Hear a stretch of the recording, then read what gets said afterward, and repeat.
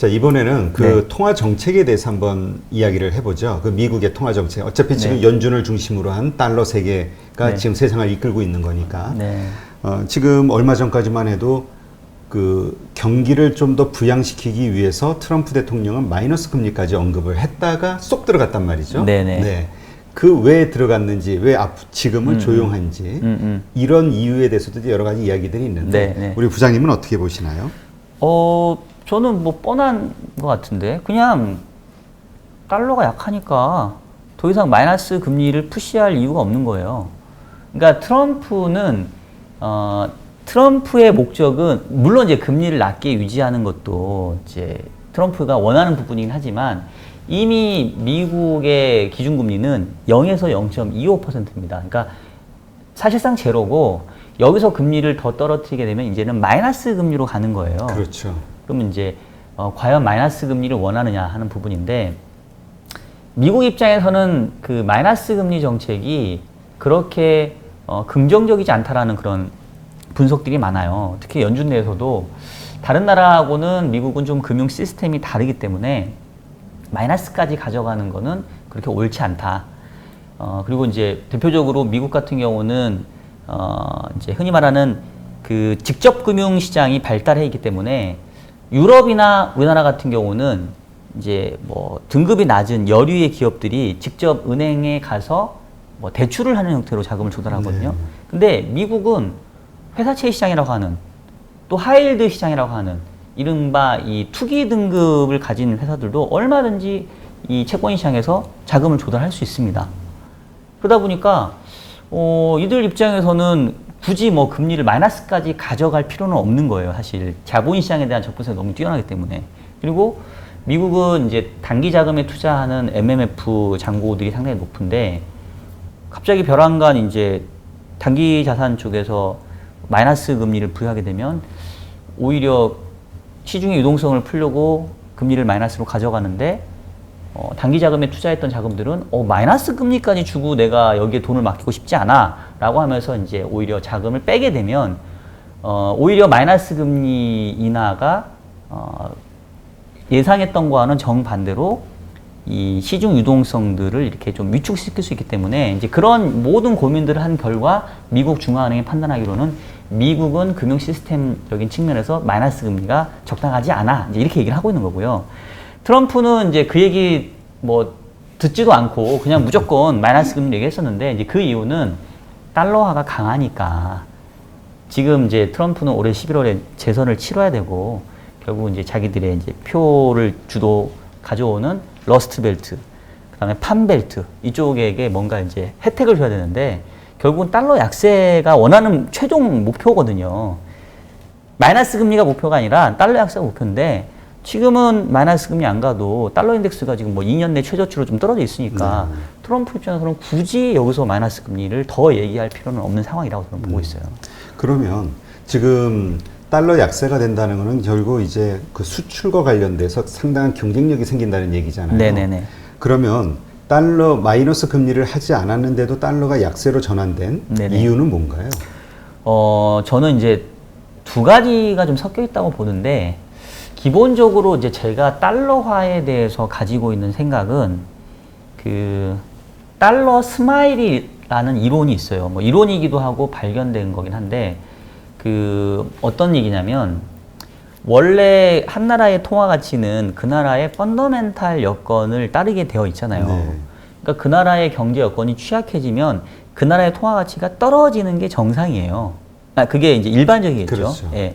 근데 달러화는 미국의 통화임과 동시에 세계의 기축 통화이거든요.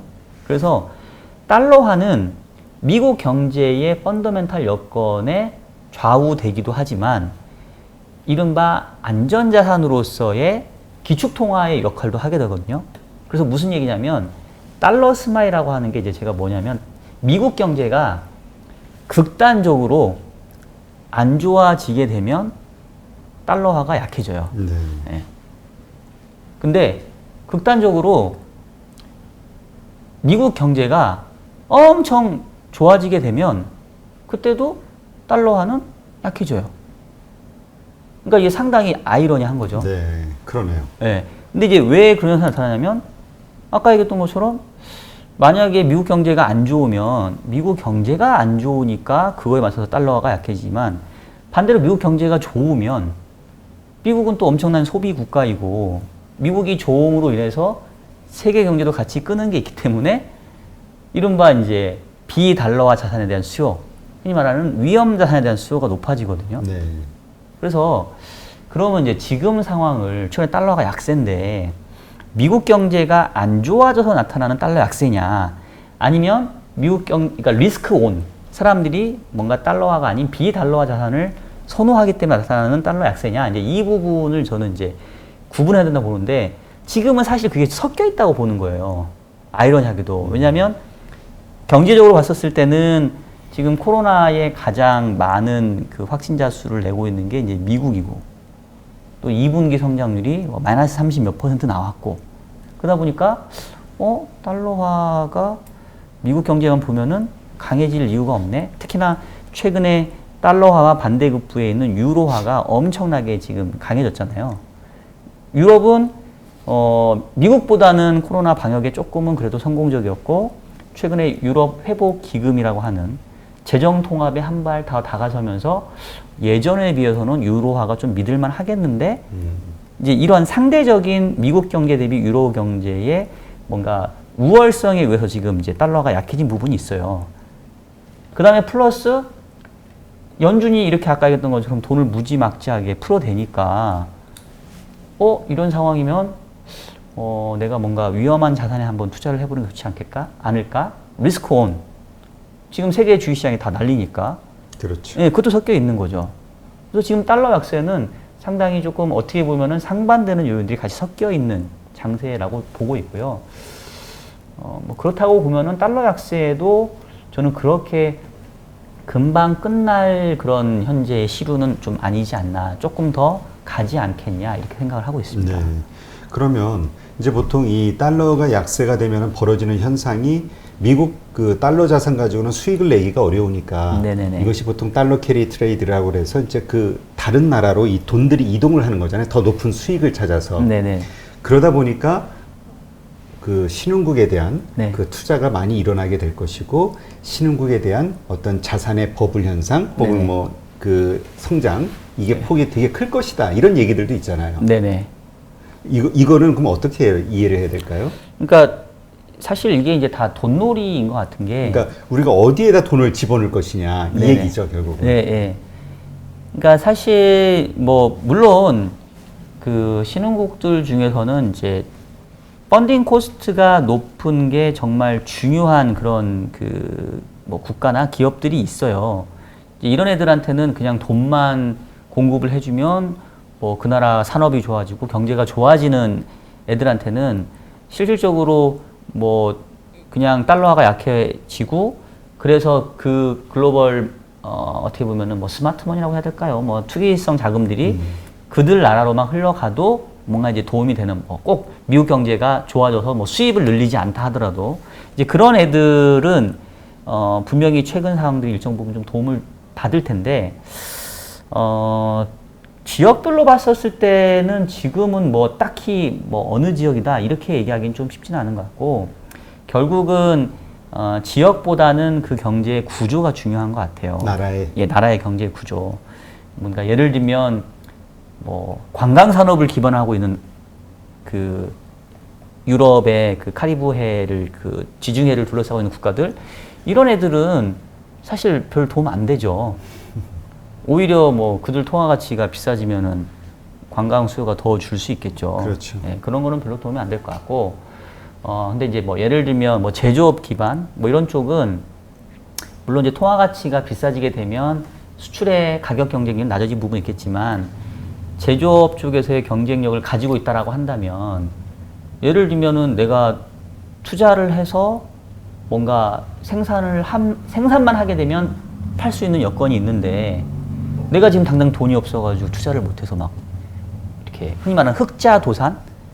우리나라도 IMF 외환위기 때 뭐 멀쩡하게 돈 버는 기업들이 그 대출 이자를 못 갚아가지고 막 부도난 경우도 있었잖아요. 그랬죠. 예. 뭐 그런 쪽들은 지금처럼 이렇게 돈이 많아지고 유동성을 이렇게 뭔가 내가 펀딩하기가 좋아진다고 한다면 분명히 좀 긍정적인 모멘텀을 받겠죠. 그래서 저는 뭐 어느 지역 뭐 이렇게 하기보다는 결국은 이 제조업 기반 하에 자금 여건만 괜찮아지면 자생할 수 있는 그런 경쟁력을 가지고 있는 지역과 산업군이면 결국은 이렇게 유동성이 풍부해진 곳에서 그래도 가장 큰 수혜를 받지 않겠느냐. 그리고 그런 쪽은 비록 조금 뭔가 좀 고밸류가 된다 하더라도 훨씬 향후에 이런 밸류에이션이 좀 그 버블이 꺼진다 하더라도 충격을 좀 덜 받지 않겠느냐. 뭐 이렇게 말씀을 드릴 수 있을 것 같아요. 네. 그러니까 지금 그러니까 세계 자금에 얼마 전에도 보면은 그 달러 자산들이 중국 쪽으로 많이 들어가고 있다 이런 얘기가 나왔었잖아요. 네네네. 그러니까 이게 결국은 조금 더 수익을 많이 낼 수 있는 네네. 그런 곳을 찾아서 이 글로벌 스마트 머니가 그렇죠, 이동하는 거로 이제 저희가 이해를 하면 되겠네요. 그렇죠. 뭐 중국 제가 이제 국가를 콕 찍어서 얘기를 안 했는데 대표님이 얘기하셨던 게 결국 이제 뭐 제조업의 경쟁력을 가지고 있는 뭐 중국, 베트남 뭐 이런 쪽들이 뭐 지금 상황에서는 최근에도 상당히 좀 이렇게 빠르게 턴어라운드도 하고 또 많은 지금 혜택도 보고 있는 이런 상황인 것 같아요. 네, 그렇군요. 그러면 우리가 이제 이번에는 역으로 최근 몇 년간 이제 달러 자산에 투자를 많이 했잖아요. 네네. 예, 한국에서는 재미없다 해가지고 네. 예, 미국 나스닥 시장 많이 갔는데 네. 이제 좀 장기적으로 달러 약세 추세가 이어질 거라고 본다고 하면 네네. 어떤 환차손에 대한 우려도 있지 않을까요? 그렇죠. 그 부분도 좀 고민을 해야 되겠죠. 지금 이제 요즘은 동학 개미라고 안 하고 네. 이제 서학 개미라고 그래요? 하더라고요. 그러니까 이제 그 동학 개미는 이제 동학 농민 운동에서 온 건데 지금은 이제 동학 개미가 국내 주식을 사는 게 아니라 서양의 주식, 서구의 주식을 산다 해서 서학 개미라고 이렇게 부르더라고요. 네. 최근에 보니까 그 개인 투자자들이 직접 해외 주식을 직구하는, 특히 미국 주식을 직구하는 경우도 좀 많이 늘어나서 그럼 결국은 달러가 자산으로 가고 있는 거거든요. 네. 그러면 이제 달러가 약해지고 즉 원화가 강해지면 그들에서 주식으로는 돈을 벌었을지 모르겠지만 환으로는 깨질 수도 있겠죠. 네. 예. 근데 뭐 제가 이제 달러화의 약세 흐름이 약간 조금 단기에 멈출 것 같지 않다고 말씀을 드렸지만 그럼 뭐 그렇다고 해서 다시 뭐 우리 원달러 환율이 지금 1190원만 되면 계속 막히고 있는데 뭐 1100원을 뚫고 내려가서 뭐 1000원대에 다시 근접할 거냐 그런 정도의 원화 강세를 보고 있지는 않거든요. 그러니까 달러화의 약세가 원화의 초강세랑 동격은 아닌 것 같아요. 그러니까 지금 달러화의 약세는 글로벌 리스크 온하고 비슷한 동격이라고 생각이 되고요. 이제 우리 달러원 환율은 그런 전체적인 달러 약세 흐름에다가 자체적인 이제 수급 요인에서 또 결정이 될 텐데 뭐 예전에 비해서는 훨씬 국내의 투자자들이 이제 해외에 직접 투자하는 즉 포트폴리오 수지가 옛날에는 외국인이 맨날 국내에 들어와서 사는 거였다면 지금은 오히려 국내 투자자가 해외로 나가는 흐름들이 있기 때문에 이제 그 부분들에서 조금은 상쇄되는 부분도 있는 것 같고 또 외국인들 자체도 최근에 이제 국내 주식시장을 그렇게 탑티어로 보고 있지는 않는 것 같아요. 예.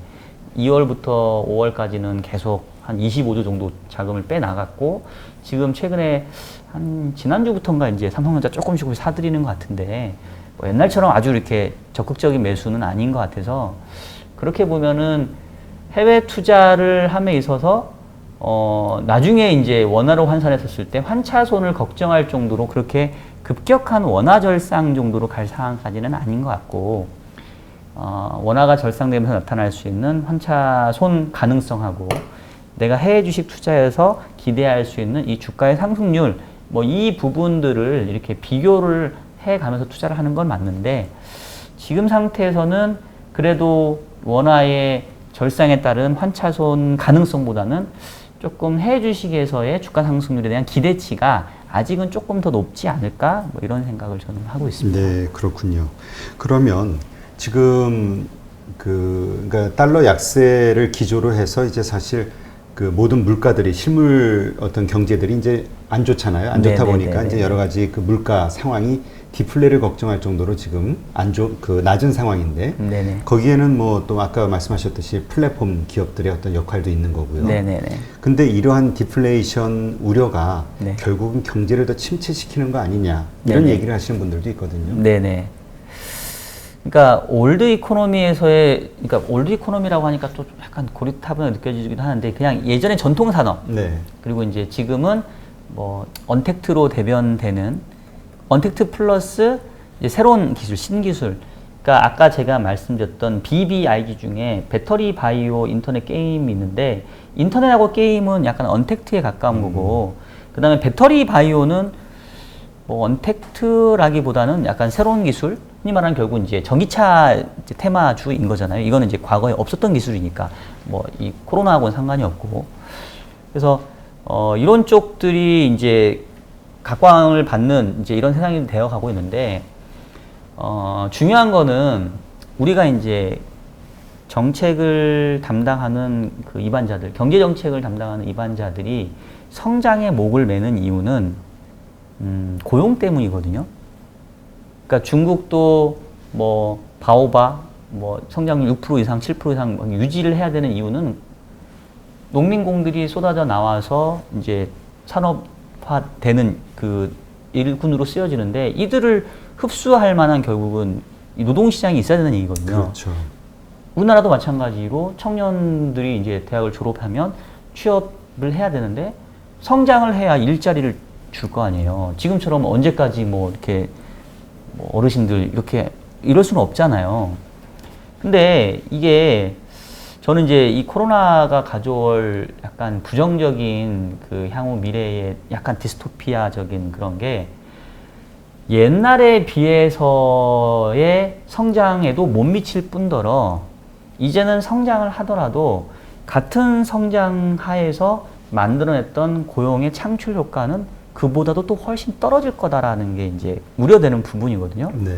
그리고 이게 결국은 그게 경제의 구조의 변화고 비대면 언택트 사회로 가면서 나타나는 현상일 거고 앞서 얘기했던 것처럼 사람을 이제 리스크로 인식하기 시작하는 기업가들의 입장에서는 설령 이제 경제가 좋아져서 유효 수요가 늘어났다 하더라도 다시 물건을 만들어내기 위해서 사람을 더 뽑을 거보다는 이제 기계를 늘리는 형태로 가지 않을까라는 이제 우려가 돼요. 이제 그렇게 되면 일자리가 옛날만큼 창출이 되지 못한다고 한다면 당연히 민간의 소득 수준도 어느 정도 예전보다는 못 미칠 거고 그러면 소득에 기반한 소비도 크게 늘어나기 어렵고 그러면 결국 이제 경제 자체가 옛날처럼 이렇게 상당히 우리가 호황이라고 느낄 정도로 이렇게 올라오는 시절이 그렇게 쉽지는 않지 않겠냐. 이제는 경제가 좋아져도 그냥 근근히 먹고 사는 정도고 여전히 누군가는 취업을 걱정해야 되는 이게 하나의 새로운 균형, 이 포스트 코로나 시대에 어두운 균형이 되지 않을까라는 그런 생각이 좀 듭니다. 그러니까 뭐 점점 뭐 고령화에다가 네네. 또 인구도 줄고 있고 네. 시장 자체도 뭐 그렇게 줄어들고 있으니까 말씀하신 대로 이제 그런 현상이 벌어질 수가 있는데 네. 그와 관련해서 지금 뭐 리쇼어링이라고 해서 이제 전부 미국이라든가 선진국들이 네. 자국 산업 회사들을 끌어들이려는 정책들을 펼치고 있잖아요. 네. 거기에는 이제 4차 산업 말씀하신 그 자동화 시스템들을 통해서 사람의 손이 크지 않아도 이제 뭔가를 할 수 있는 네. 그런 상황을 만드는데 결국 이러한 것들이 우리가 소위 신흥국의 어떤 매력이라고 하면은 낮은 임금 네네. 그것을 통한 어떤 뭐 대량의 어떤 판매 수출 이런 네. 것인데 네. 이런 것들이 의미 있는 수준인지 그러니까 선진국들이 네. 리쇼어링이라는 형태로 자동화 시스템을 통해서 국내 산업 시설들을 네. 만들어 나가는 게 네. 의미 있는 네. 수준의 어떤 행위들인지 아니면 네. 뭐 일부인 네. 것인지. 예.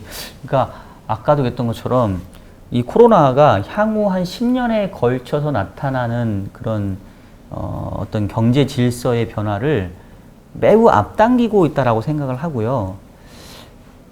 코로나 이전에는 대표님 말씀하신 질문이 아니 뭐 그게 그렇게 빨리 되겠어요. 뭐 여전히 뭐 사람의 인력에 노동력에 의존할 수 있는 산업군들이 여전히 많이 있지 않냐. 그리고 지금 이제 기계가 대체를 하긴 하지만 여전히 뭔가 이제 단순 작업 정도를 로봇이 대체하고 있고 뭐 그 윗단에서는 여전히 인간의 그런 인사이트가 필요한 뭐 이런 부분들이 아직은 많이 있기 때문에 그 영향이 이렇게 별로 크진 않을 것 같아요. 아직은 의미는 별로 없을 것 같아요. 라고 이제 제가 답변을 드렸을 것 같은데 이게 이제 코로나를 겪으면서 지금까지보다는 앞으로의 5년 뒤, 10년 뒤는 그 의미가 예전에는 무시할 만한 수준이었다면 지금은 점차 그 의미도가 커질 수밖에 없지 않겠냐. 이렇게 말씀을 드릴 수 있을 것 같아요.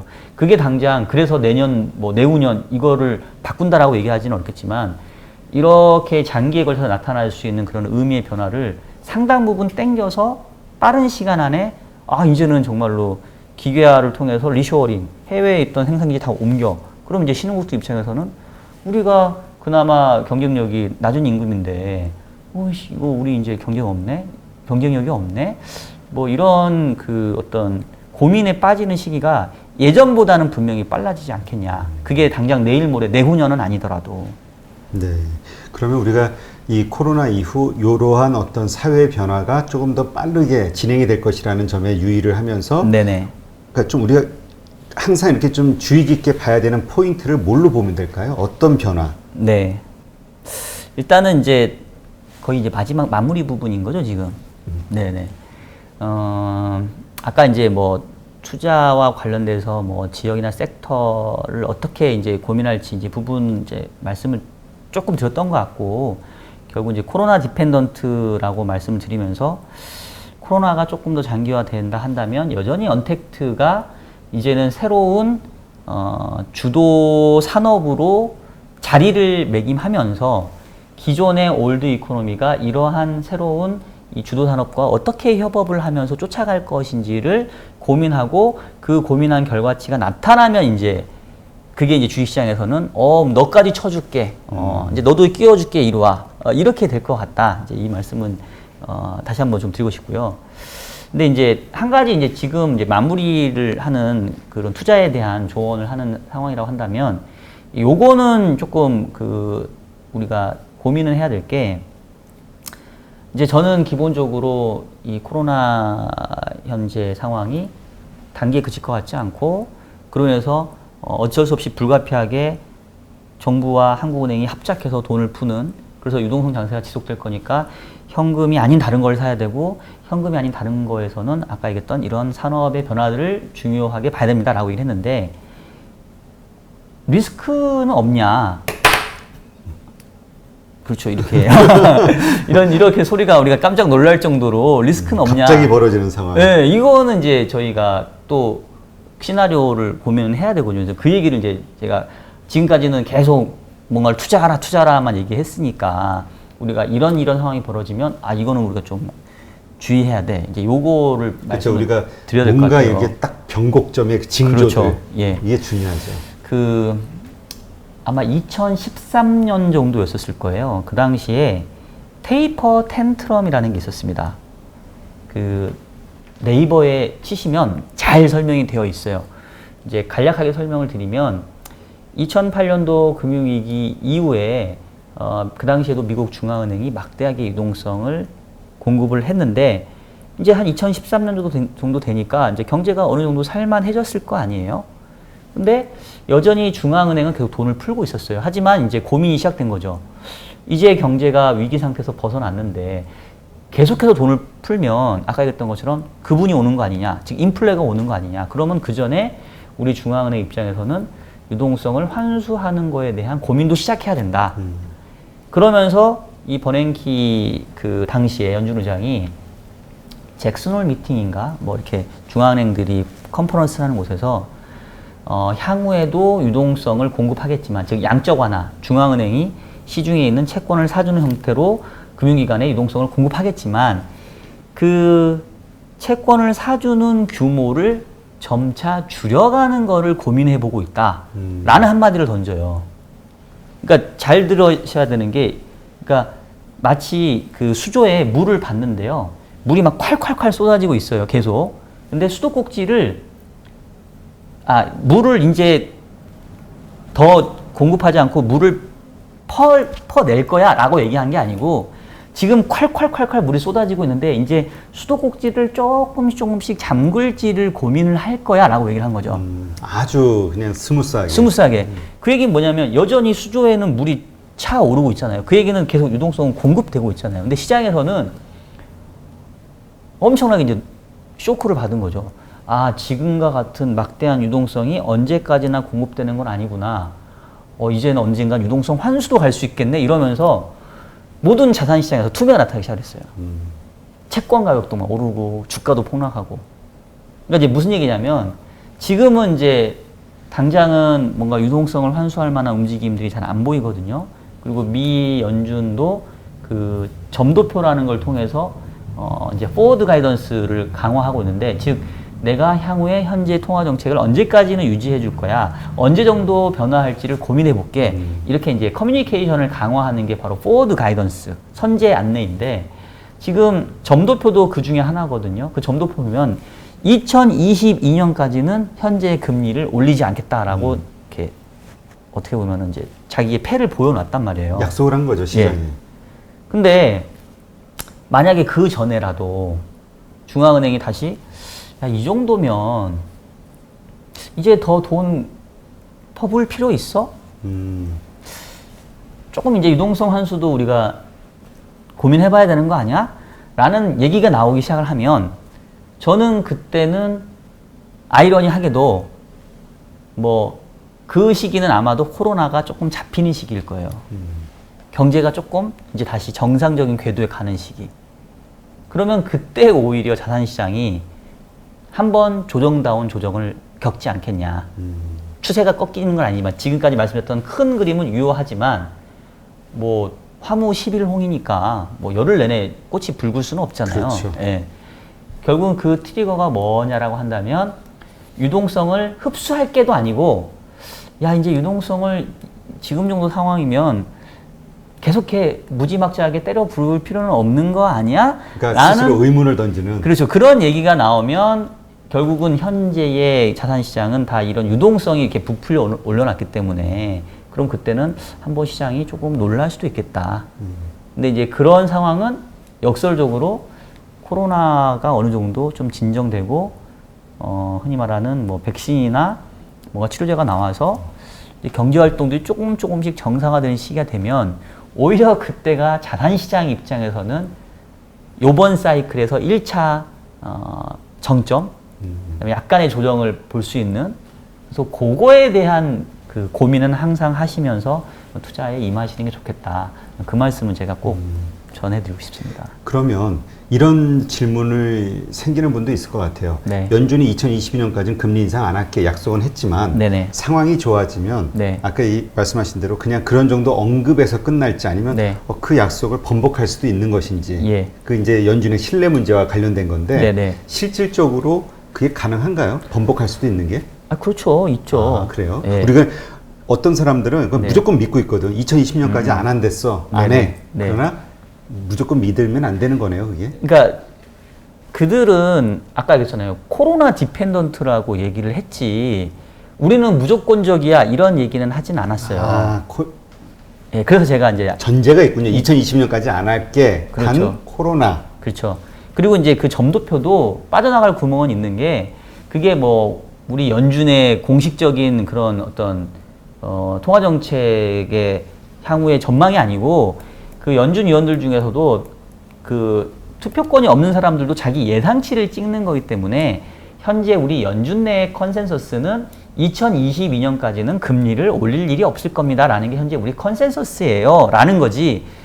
마치 우리가 내가 맹세할게요. 2022년까지 금리 절대 안 올립니다. 이거는 아니거든요. 그래서 연준의 그런 수사적인 표현을 우리가 100% 믿으면 안 된다는 생각이 들고, 그리고 아까 얘기했던 것처럼 2013년도 테이퍼 텐트럼은 금리 인상 한 적도 없어요. 아까 얘기했던 것처럼. 그리고 유동성도 흡수한 게 아니에요. 물을 콸콸콸콸 쏟아내다가 내가 수도꼭지를 살짝 이제 조금씩 이렇게 나오게 할게 했는데도 시장이 이제 놀랬으니까, 이제 제가 말씀드리고 싶은 거는 실질적으로 유동성이 환수되지 않다 하더라도 연준의 스탠스의 변화가 감지되면 그때는 시장이 놀랄 수 있기 때문에 이제 그런 미세한 변화에도 우리가 좀 주의를 기울여야 된다. 이제 이 말씀이고요. 실제로 유동성 환수, 뭐 금리 인상 된다라고 한다면 그거는 이제 한참 그 뒤의 얘기일 거고, 그리고 그렇게 한번 놀라면 또 연준도 또 아, 이거 괜히 내가 말 잘못했나 또 뭐 주워 담을 거예요. 그래서 한 번에 꺾이지는 않을 겁니다. 그러니까 그 정말 극단적인 금리 네. 인상 할 거야, 혹은 금리 인상을 할 수 있어라는 직접적인 말이 나오기 전에 네. 약간의 그런 뉘앙스, 지금이면 만족스러운 상황 아니야? 라는 정도의 뉘앙스만 나오는 말도 우리는 관심을 갖고 주의를 해야 된다. 그렇죠. 이렇게 이해하면 되겠네요. 네, 그게 이제 지금 뭐냐면 너무 쉼없이 올라왔으니까 이 시장에서 잠시 쉴 수 있는 조정의 빌미가 된다고 한다면 이제 그런 상황이지 않겠냐. 이제 저는 이제 그 부분은 우리가 좀 유의하고 있자. 뭐 이 말씀을 드리고 싶은 거죠. 네, 그렇군요.